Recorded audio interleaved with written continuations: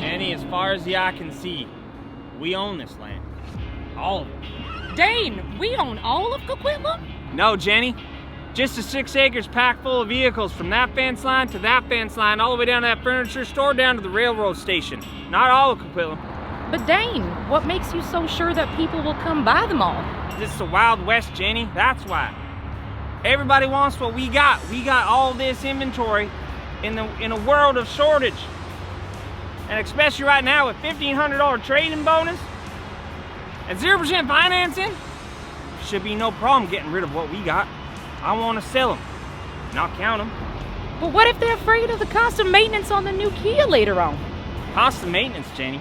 This ain't no horse. You don't pick up after a vehicle. You just gotta worry about its oil changes. That's what I'm gonna do. I'm gonna provide VIP oil changes for all our customers that buy a vehicle this week. Wow, Dane, that's amazing. But what if they need to save their money because of the state of the world? State of the world, Jenny? Well, if that's the case, I'll offer them up to $20,000 cash back, including their financing. That's right. Well, not all people like to drive gasoline cars, Dane. Well, for those EV lovers out there, there's up to $14,000 off electric vehicles.